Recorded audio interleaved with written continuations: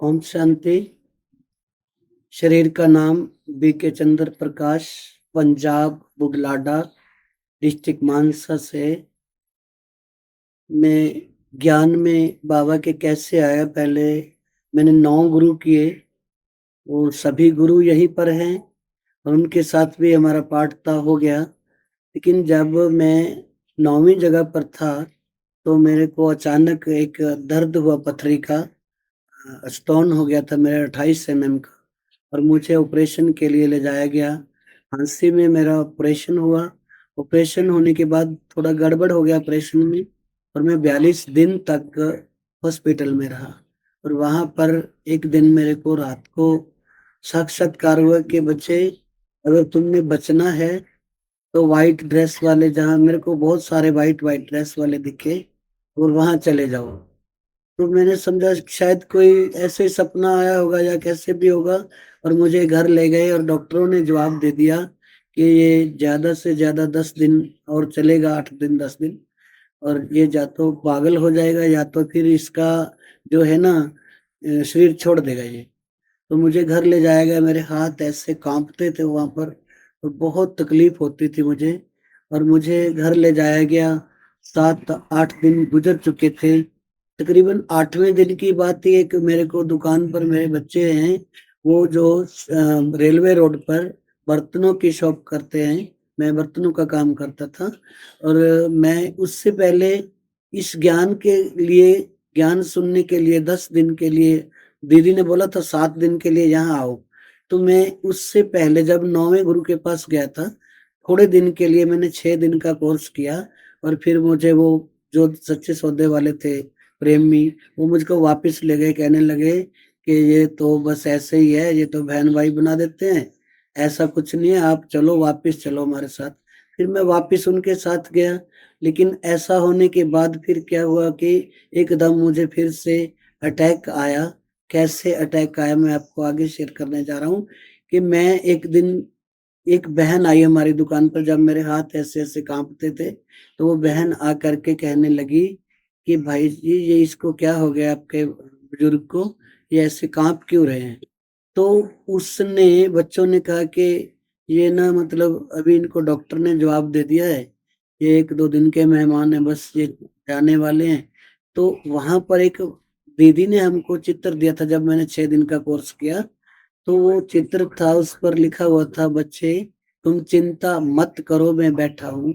वो वैसे ही मैला कुचैला सा रखा हुआ था। और उस बहन की नजर, जो बाबा के भोग के बर्तन लेने के लिए दुकान पर आई थी, उसके उसकी नजर बाबा के चित्र पर गई। तो उसने कहा कि ये आपको किसने दिया है। तो बच्चों ने कहा कि मेरे पापा पहले ओम शांति में जाते थे, कभी कभी चले जाते थे, और उस उन्होंने, दीदी ने दिया था, बस ऐसे रखा हुआ है।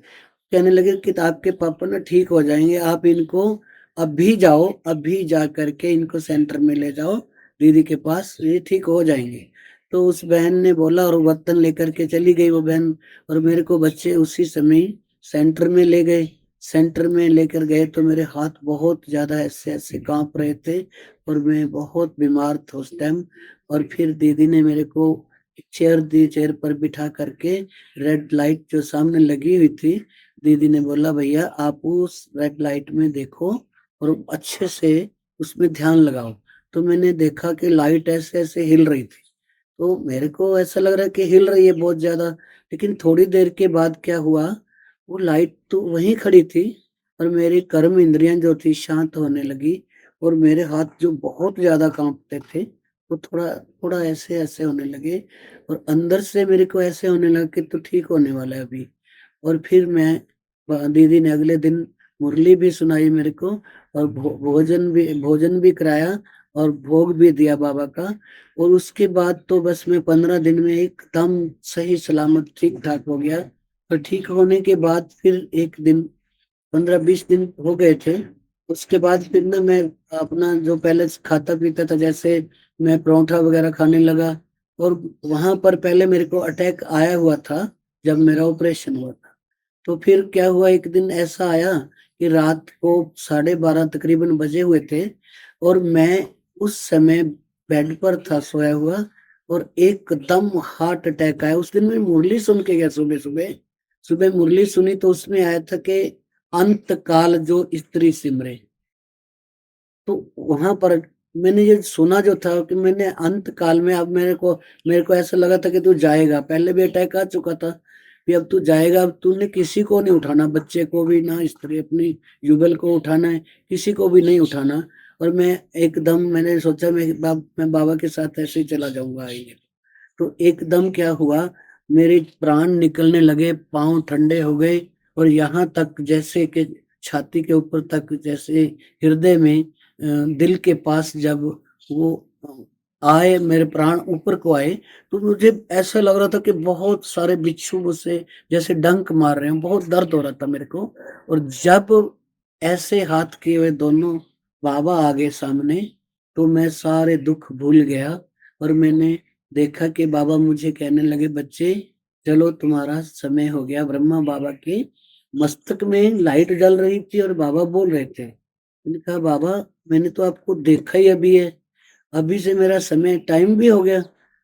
फिर बाबा कहते, "हाँ बच्चे, तुम्हारा टाइम हो गया।"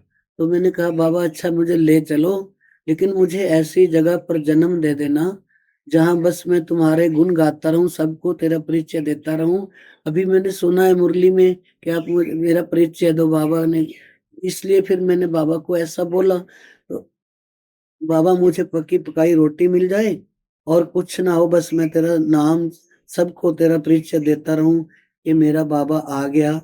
तो उसके बाद एक झटके से मेरे शरीर से प्राण निकल गए और बाबा उसी समय गायब हो गए और मेरा शरीर से आत्मा अलग हो गई। एक लाइट की परछाई थी, जो मैं देख रहा था कि शरीर मेरा अलग पड़ा है और मुझे ऐसा लगा जैसे 50 साल से किसी जेल से छूटा हूँ मैं। और इतना आनंद आ रहा था और मैं उधर का सब कुछ भूल गया। कोई मुझे बच्चा याद नहीं था, कोई जुगल याद नहीं थी, कुछ भी नहीं दिखाई दे रहा था। मैंने देखा तो बाबा को देखा, इधर-उधर देखा तो बाबा ऊपर की ओर जा रहे थे। हमारे जिस कमरे में मैं सोया हुआ था, लॉबी थी वो, और उसमें से बाबा छत में से निकल गए तो मैं भी उनके पीछे-पीछे हो लिया। और जब मैं छत से पार हुआ तो बहुत ही रोशनी ही रोशनी थी। बहुत सुंदर लग रहा था, मेरे को इतना अच्छा लग रहा था। चारों तरफ लाइट ही लाइट थी और फिर बाबा ने इशारा किया और मैं सूक्ष्म वतन में, मेरे को बाद में पता कि ये सूक्ष्म वतन है, बाद में पता चला। और वो सूक्ष्म वतन में मेरा एक लाइट का जो शरीर था, वो वहाँ रह गया और एकदम से आत्मा निकली और ऊपर परम धाम में गई। परम धाम में जाते ही थोड़े से वहाँ जुगनू चमक रहे थे जैसे आत्माएँ, तो मैं उनमें जाकर के बैठ गया और एक लाइट, एक डायमंड की तरह बाबा चमक रहे थे, तो उसमें से सतरंगी किरणें निकल कर मुझ आत्मा पर पड़ने लगी और 7-8 मिनट तक मुझे बहुत आनंद आया। बहुत, जो मैं शब्दों में बयान नहीं कर सकता।